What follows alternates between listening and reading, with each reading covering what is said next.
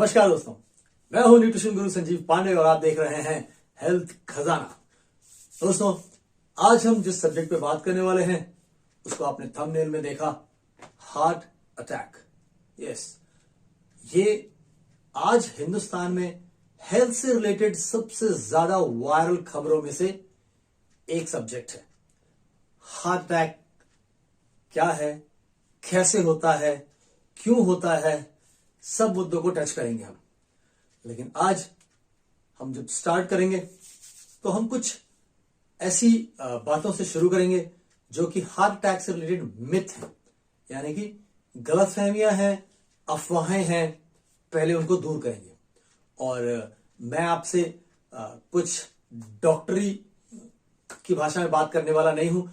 अगर आप हमारे चैनल पे नए हैं तो मैं आपको बता दूं, हमारे चैनल का मकसद यह है कि स्वास्थ्य के बारे में, हेल्थ के बारे में जानकारी आम बोलचाल की भाषा में लोगों तक पहुंचाई जाए, आम जनजीवन से एग्जाम्पल्स कोट किए जाएं ताकि समझने में आसान हो, इतने आसान कि वो याद रह सकें और खुद उसका लाभ उठाने के बाद हम उसे दूसरों तक पहुंचा सकें। तो आइए बात शुरू करते हैं। मिथ नंबर 1, पहली अफवाह या झूठ हार्ट अटैक को लेकर। हम बचपन से सुनते आए, जब किसी के बारे में पता चला कि उन्हें हार्ट अटैक हुआ तो लोग बात करते थे कि कोई सदमा पहुंचा होगा, किसी परेशानी में रहे होंगे, है ना, कुछ बहुत सोच रहे होंगे। लोग कहते कि ज्यादा सोचना नहीं चाहिए। ये सब इसलिए था क्योंकि जो सुनने को मिलता था वो था अचानक से हार्ट अटैक आ गया, तो ऐसा लगता था कि कुछ बहुत तनाव में थे तो हार्ट अटैक आ गया। इतने सालों से ये बात ऐसे ही थी, 50 साल से ये बात इसी तरीके से थी। सब लोग यही बात करते थे जब किसी को हार्ट अटैक आता था।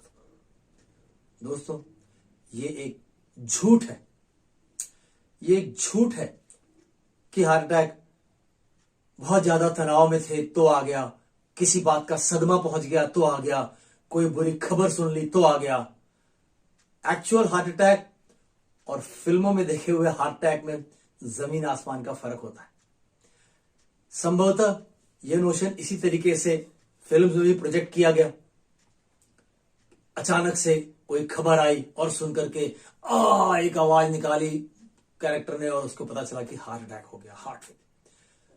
दोस्तों, ये पूरी तरह से झूठ है।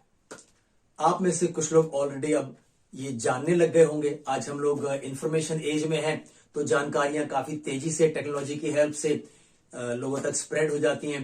तो आपको ये पता चल गया होगा कि हार्ट अटैक किसी सदमे की वजह से नहीं आता। एक बार को अगर यूं कहें कि किसी को ब्रेन हैमरेज हुआ तो फिर भी एक बार सोचा जा सकता है कि कोई सदमा लगा होगा, क्योंकि उसमें सोचने का काम है दिमाग का। बट यहां से कौन सा सोचने का काम, सदमा यहां लग सकता है ना, यहां नहीं लगता। दोस्तों, ये मेडिकल इंडस्ट्री द्वारा ही फैलाया गया एक मिथ था ताकि आम जनमानस, हमारे आप जैसे आम लोग इसमें घुसने की कोशिश ना करें कि ये किस तरह से हो जाता है हार्ट अटैक। लेकिन आज ये एक नॉर्मल सी इंफॉर्मेशन है कि एक हार्ट अटैक अचानक से नहीं आता। एक हार्ट अटैक को बिल्डअप होने में 15, 20, 25 साल लगते हैं। हां, अब ये ड्यूरेशन कुछ कम हो गया है।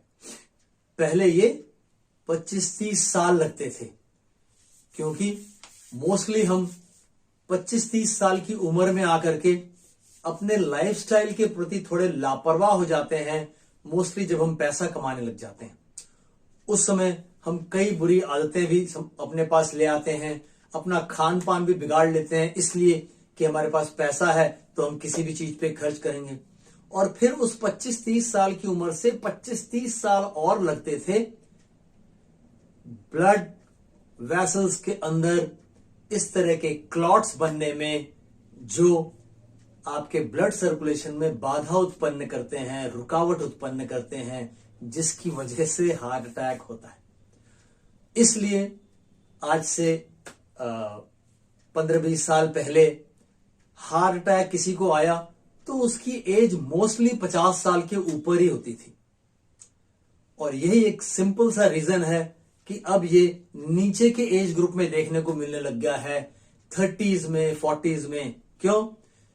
क्योंकि लाइफस्टाइल तो हम उसी समय पे बिगाड़ना शुरू करते हैं 25-30 साल की उम्र के बाद ही, लेकिन इतना ज्यादा बिगाड़ रहे हैं कि जो नुकसान 25-30 साल लग जाते थे होने में शरीर के अंदर, वो कम समय में ही हो जा रहा है। हम 10 साल के अंदर ही इतना कूड़ा कचरा शरीर में डाल दे रहे हैं कि ब्लड वेसल्स ब्लॉक होने लगती हैं। इतना खान पान बिगाड़ ले रहे हैं कि ब्लड वेसल्स में कचरा जमा हो जा रहा है। बस इतनी सी बात है। तो ये एक मिथ है कि अचानक झटके से कुछ हुआ तो हार्ट अटैक आता है। मिथ नंबर टू यही है कि ज्यादातर लोगों को लगता है कि अचानक, जिसको हमने फर्स्ट टॉपिक में भी कवर अप किया, कि अचानक हार्ट अटैक आ गया। हार्ट अटैक अचानक नहीं आता दोस्तों। ये जो शरीर है ना, इसको परमात्मा ने इस तरह से बनाया है कि अचानक कुछ भी नहीं होता। एक बच्चे को 4 फुट का होने में 10 साल लगते हैं। इतना स्लो है ये प्रोसेस, शरीर में बनने का प्रोसेस, जनरेशन। सिमिलरली बॉडी के अंदर डीजेनरेशन का प्रोसेस भी बहुत स्लो है। जिस धीमी गति से वो बनता है, उसी धीमी गति से बिगड़ता भी है।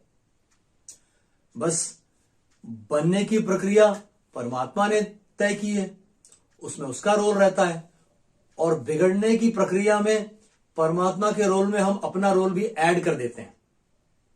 समझ रहे हैं? हम उसमें और ऐसी चीजें ऐड कर देते हैं खुद से, जिससे वो तेजी से बिगड़े।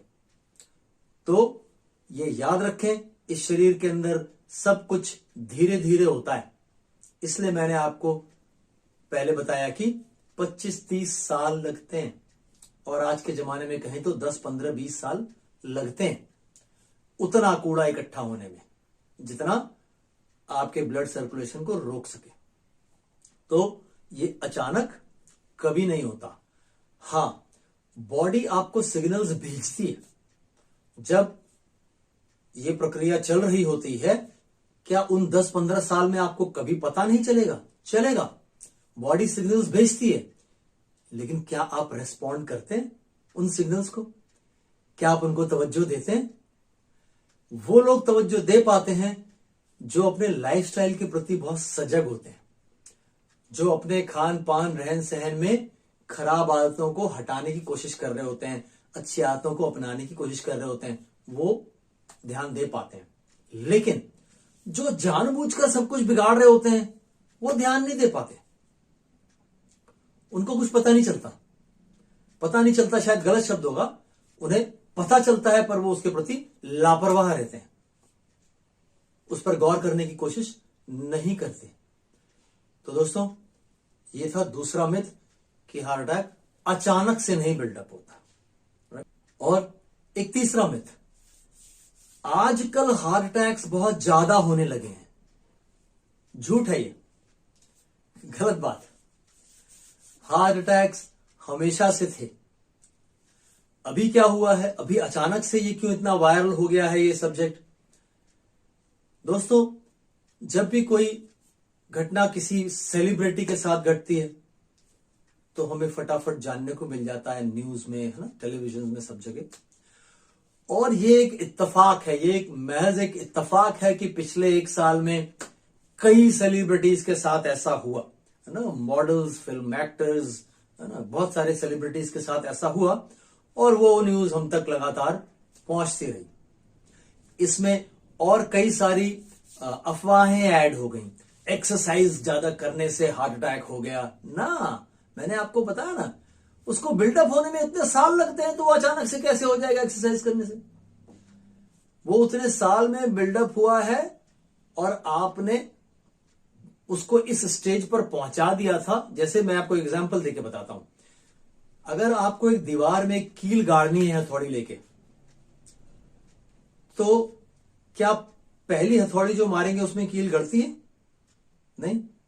दूसरी, तीसरी, चौथी, 5वीं, 10वीं, संभवतः 10वीं 12वीं हथौड़ी मारेंगे तो कील दीवार में गड़ जाएगी।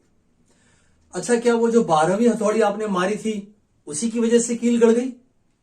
जो पहली हथौड़ी मारी थी, दूसरी मारी थी, उसका भी कोई रोल था? आप बात समझ गए? वो धीरे धीरे धीरे धीरे बिल्डअप हुआ। हर एक शॉट जो आपने मारा उसका उतना ही रोल है जितना 12वीं हथौड़ी का रोल था। लेकिन दिखाई क्या दिया कि ये जो 12वीं हथौड़ी लगी थी इसी से। तो क्या ऐसा मान लिया जाए कि 12 हथौड़ी मारने पर कील गड़ जाती है? नहीं, डिपेंड करता है ना दीवार कैसी है ना। दीवार का प्लास्टर कितना मजबूत है, 1/4 का मसाला लगा हुआ है या 1/8 का, है ना। किस सरफेस पे आप कील गाड़ रहे हैं, कई सारे ऐसे फैक्टर्स हैं। फिर जो हथौड़ी मारी जा रही है वो किस फोर्स से मारी जा रही है, तो ये सब वेरिएबल्स हैं। हो सकता है 10 शॉट में ही कील गड़ जाए, हो सकता है किसी मजबूत हाथ से लग रही हो तो 8 में ही हो जाए काम, हो सकता है दीवार कमजोर हो तो 5 में ही हो जाए। लेकिन हर एक शॉट जो मारा गया उसका रोल है। इसी तरीके से ये आपका हार्ट अटैक जो है वो दिन प्रतिदिन बिल्डअप हो रहा होता है और आपको दिक्कतें आती हैं। आपको किसी न किसी स्टेज पर यह महसूस हो जाएगा कि जिस तरीके से पहले आप बहुत फ्रीली ब्रीदिंग आपकी होती थी, सांस ले पाते थे, उस तरीके से नहीं हो रहा है। आपकी सांस थोड़ी भारी हो रही है, या आप कुछ भी मेहनत वाला काम थोड़ा भी करते हैं, थोड़ा सा दौड़ दिए, वॉक तेज कर लिया तो हांफ रहे हैं। ये एक सिग्नल है आपके लिए, ये एक सिग्नल है आपके लिए। ऑक्सीजन पर्याप्त नहीं पहुंच पा रहा है इसलिए जल्दी हांफने लग रहे हैं। तो दोस्तों ये सब इसी तरीके से बिल्डअप होता है और एक दिन बर्स्ट होता है। एक दिन वो उस लेवल पर आ जाता है जब खून की सप्लाई बाधित हो जाती है इस हद तक कि जितना खून आगे पहुंचना चाहिए था वो नहीं पहुंच पाता। और उस खून से होता क्या है? क्या खून ही आवश्यकता होती है कि खून पहुंच जाएगा, पार हो जाएगा? उस खून के थ्रू क्या होता है, बहुत सिंपल तरीके से समझेंगे। इस शरीर के अंदर अगर आप किसी चीज को लाइफ लाइन कहेंगे तो वो आपका ब्लड सर्कुलेशन है। आज इसी सब्जेक्ट पर ओपन अप करके थोड़ा समझते हैं कि ये जो ब्लड सर्कुलेशन है इसकी कितनी अहमियत है। तो दोस्तों ये जान लें कि ये ब्लड सर्कुलेशन ही सब कुछ है हमारी जिंदगी के लिए। देखिए, हम इस शरीर को बिल्डअप करने में, बना के रखने में या बिगाड़ने में जो कुछ भी इस शरीर को देते हैं वो सब या तो हम खाते हैं, या तो हम पीते हैं, और या हम सांस के जरिए भेजते हैं शरीर के अंदर। यही 3 जरिए हैं बॉडी में कुछ ऐड करने का। अच्छा या खराब, दैट्स अ डिफरेंट टॉपिक। तो ये सब चीजें जो शरीर में जाती हैं इनको शरीर इस्तेमाल कैसे करता है? जो कुछ भी आप खाएंगे वो आपकी इंटेस्टाइन में जाएगा, गट से, जिसको आप डाइजेशन कहते हैं, पाचन। वहां खाना पूरी तरीके से ब्रेक डाउन होकर उसमें से जो न्यूट्रिशन है वो इंटेस्टाइन में से एब्जॉर्ब होकर के ब्लड वेसल्स में चला जाएगा और फिर ब्लड वेसल्स उसको कैरी करेंगी बॉडी के डिफरेंट ऑर्गन्स तक। इसी तरीके से जो कुछ आप पीते हैं और इसी तरीके से जो आप सांस लेते हैं। अभी जो आप सांस लेते हैं इसमें से एक बहुत इंपॉर्टेंट इंग्रेडिएंट आता है जिसको हम सब ऑक्सीजन कहते हैं। ये ऑक्सीजन हमारे लंग्स में जाती है और लंग्स में इस तरह का apparatus है कि वो उसमें से ऑक्सीजन को ब्लड में ट्रांसफर कर देता है। फिर जो हम हीमोग्लोबिन सुनते हैं, हम अपने ब्लड का टेस्ट कराते हैं, हीमोग्लोबिन का लेवल चेक करते हैं क्या है, वो हीमोग्लोबिन इस ऑक्सीजन को कैरी करने के लिए रिस्पॉन्सिबल होता है। वो हीमोग्लोबिन उस ऑक्सीजन को बाइंड करके अपने साथ ले जाता है बहा के। अब ये आपके पूरे शरीर में जो खून दौड़ रहा है, ये खून की नलियां लगभग अगर इसको आप एक लाइन में सीधा बिछा दें तो 1,00,000 किलोमीटर के करीब करीब होती हैं। तो इस 1,00,000 किलोमीटर की रेलवे लाइन पर एक ट्रेन लगातार दौड़ रही है, वो है आपका खून, आपका ब्लड। वो ट्रेन हर स्टेशन से होके गुजरती है। स्टेशंस हैं आपके ऑर्गन्स, आपके बॉडी पार्ट्स, और जिस स्टेशन पर जिस माल की जरूरत होती है वो वहां ऑफलोड हो जाता है, उतर जाता है। जो न्यूट्रिएंट जहां चाहिए वहां अनलोड हो जाता है। और वो ट्रेन आगे चलती रहती है। और उसी ट्रेन में उसी माल का हिस्सा है ऑक्सीजन। और ऑक्सीजन हर सेल की आवश्यकता है आपकी बॉडी के अंदर, हर ऑर्गन की आवश्यकता है। तो वो हर जगह ऑफलोड होती रहती है, यानी कि वो बहुत ज्यादा चाहिए। हर स्टेशन पे जो माल उतर रहा है, इसका मतलब वो माल बहुत ज्यादा होना चाहिए। इसीलिए हम हर पल हर क्षण सांस ले रहे हैं, हर पल। लेकिन खाना हर पल नहीं खा रहे, क्योंकि वो जो न्यूट्रिएंट्स हैं, विटामिन हैं, मिनरल्स हैं, प्रोटीन है, कार्बोहाइड्रेट है, ये सब की जरूरत उतनी ज्यादा नहीं होती। इसलिए हम दिन में 3 बार 4 बार खाते हैं, और दिन में 2 बार खाते हैं तो भी चल जाता है। लेकिन ऑक्सीजन बार बार चाहिए होती है। तो वो जब आपकी ब्लड वेसल्स ब्लॉक होती हैं, जो खून की नलियों में ब्लॉकेज बनता है, तो जो खून नहीं पहुंच पाता, तो जहां नहीं पहुंच पाया वहां के जो सेल्स होते हैं उनको ऑक्सीजन नहीं मिल पाती, जो उस खून के जरिए लगातार उसको चाहिए। न्यूट्रिएंट्स नहीं मिलेंगे तो चलेगा उसका काम, कुछ घंटों कुछ दिन तक चलेगा। लेकिन अगर ऑक्सीजन नहीं पहुंचेगी वहां तक, तो 15-20 मिनट में काम तमाम होने लगता है। तो बॉडी के किसी और ऑर्गन में अगर ऐसा हो रहा है, किसी और हिस्से में वहां तक नहीं पहुंच पा रही ब्लड सप्लाई, है उसके थ्रू ऑक्सीजन नहीं पहुंच पा रहा, तो वो कई घंटों कई दिन भी चल सकते हैं और उसके बाद डेड हो जाएंगे। लेकिन जब यही काम हार्ट की आर्टरी में होता है, जो आपका दिल है, जो लगातार, है ना, 24/7 365 डेज रात दिन काम पे लगा ही रहता है, तो उसकी मसल्स को लगातार सप्लाई चाहिए होती है। तो जब वहां पर कोई ब्लॉकेज आता है, जब वहां ब्लड सप्लाई बाधित होती है और वो ऑक्सीजन जो ब्लड के थ्रू मिलनी चाहिए थी उन मसल्स को नहीं मिल पाती, तो सिर्फ 15 से 20 मिनट के अंदर ही वो डेड होने लग जाती। इसीलिए वो खतरा बहुत बड़ा हो जाता है और वो जान का जोखिम बन जाता है और तमाम लोगों की जान उसकी वजह से चली जाती है। राइट? तो आज हमने आसान तरीके से समझा कि ये किस तरीके से होते हैं हार्ट अटैक।